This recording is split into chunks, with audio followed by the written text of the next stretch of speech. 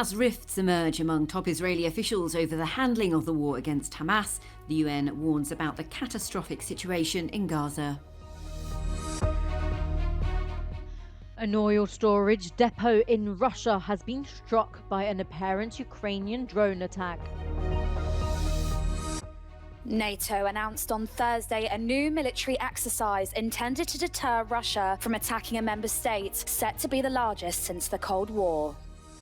Latvia, Lithuania and Estonia sign a defence agreement to strengthen NATO's eastern border and deter Russia from any aggression. A severe drought, most likely caused by climate change in the Panama Canal, has reduced ship crossings by just over a third. One of Bologna's symbolic towers is to be restored thanks to fundraising by members of the public.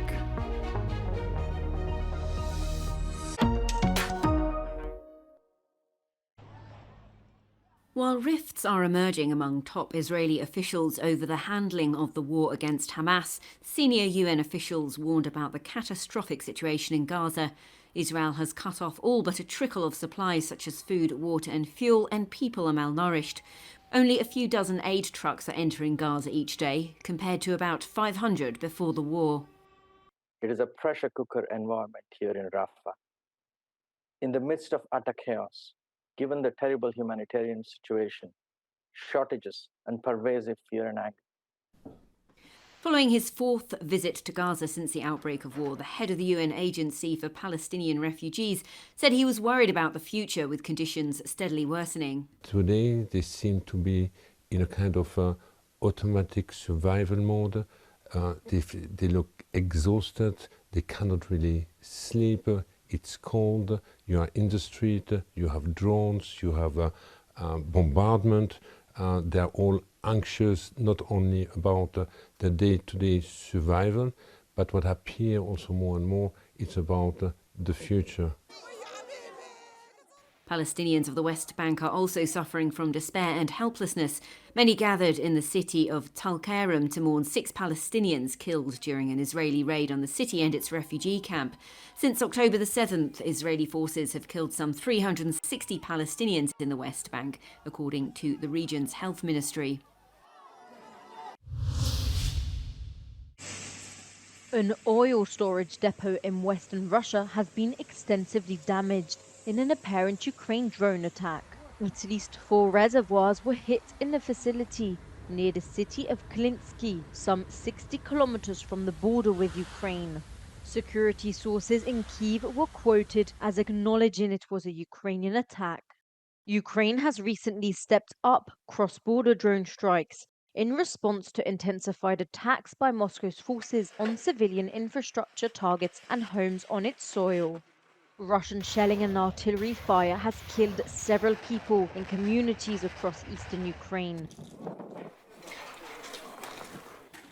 As during last winter, Russia has shifted its focus from frontline assaults to strikes on residential areas and the country's electricity network.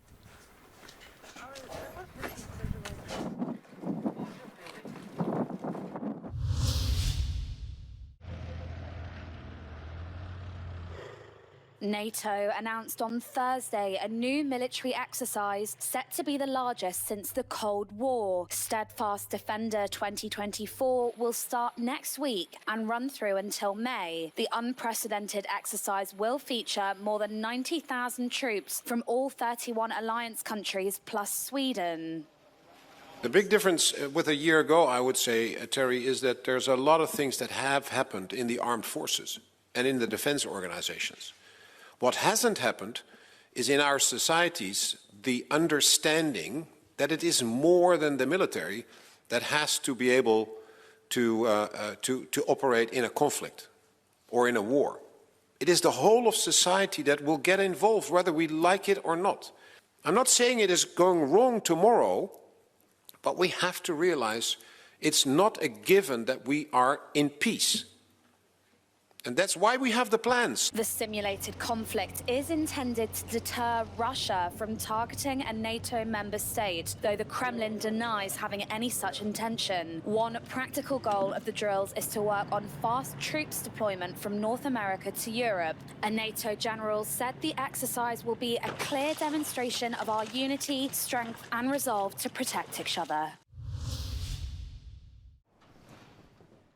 The Baltic states have signed an agreement to create a common defence line to reinforce NATO's eastern border with both Russia and Belarus. Latvia, Lithuania and Estonia were once all part of the Soviet Union, but are now staunch allies of Ukraine. Their defence ministers signed the document in Latvia's capital, Riga. The three believe this will significantly strengthen their borders, as well as deter and block any potential military aggression. In the light of Russia's ongoing aggression against Ukraine, it is very important to continue our cooperation. The Baltic states' solidarity must be stronger than ever. Analysts have pointed out that Russian President Vladimir Putin has recently heightened Kremlin initiatives that might provoke future escalations against the Balkan states.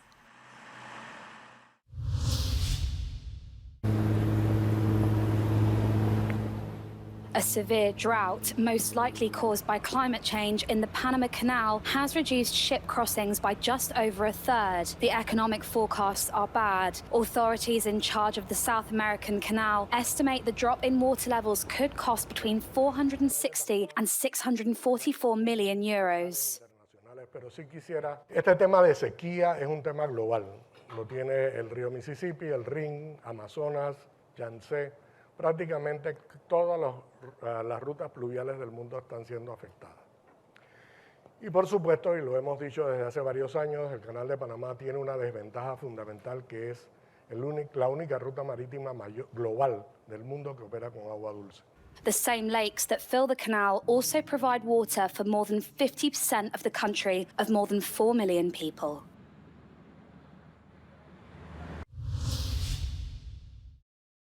Japan became the fifth country in history to reach the moon when its spacecraft landed on the lunar surface early Saturday, officials said. But an issue with the power supply means that the mission could be in jeopardy. Hitoshi Kuninaka, head of the Institute of Space and Astronautical Science, said that the priority now was for the craft to gather as much moon data as possible on the remaining battery. Japan hopes its entrance to the modern space race will benefit them scientifically and politically. The two towers are the historical memory of the city of Bologna, also called the Durita, because in medieval times it was crowned by around 100 towers. They are symbols of prestige of the richest and most influential families. The highest tower measures 97 meters, but it is the lowest one of 47 meters, which worries the people of Bologna. It has 4 degrees of slope, even more than the Tower of Pisa. Le due torri sono il simbolo della nostra città, sono ricordate da Dante nella Divina Commedia come la torre pendente, la Garisenda, sono un simbolo di identità del centro storico medievale più esteso d'Europa. Queste torri e questi porti ci rappresentano il paesaggio bolognese, per noi è impensabile perderle e per questo ce ne dobbiamo prendere cura. The Garisenda Tower has been leaning since its birth more than 900 years ago, due to the subsidence of the land and the foundations during construction.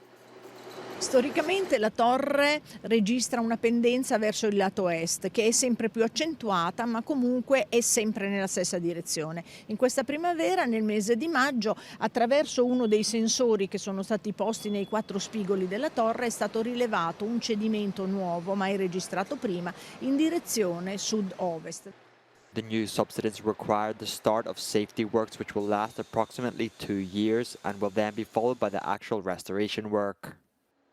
I lavori per la messa in sicurezza della torre della Garisenda sono iniziati anche grazie al contributo di abitanti e cittadini che hanno così voluto dimostrare il loro affetto per il simbolo principale della città di Bologna. Una grande mobilitazione per la raccolta fondi, quasi 4 milioni di euro raccolti, donazioni dalle imprese del territorio, dai cittadini direttamente. C'è un sito sosteniamoleduetorri.it e grazie a queste risorse potremo fare sia la manutenzione che il restauro. Hopefully the Garisenda tower will remain stable for a long time, although it will continue to lean.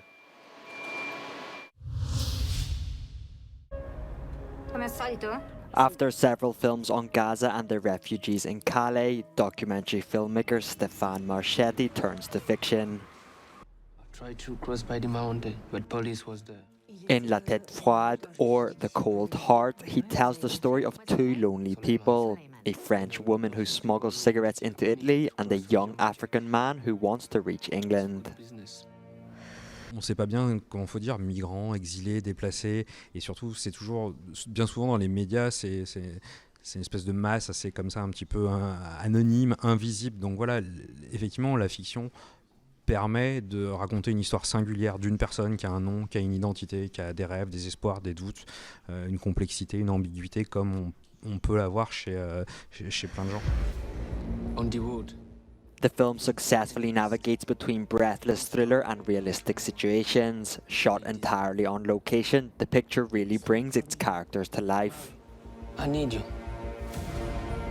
Nous, comme on l'a travaillé avec Stéphane, on voulait quelque chose pour Suleiman, qu'on soit pas dans le fantasme qu'on peut se faire d'un réfugié en fait.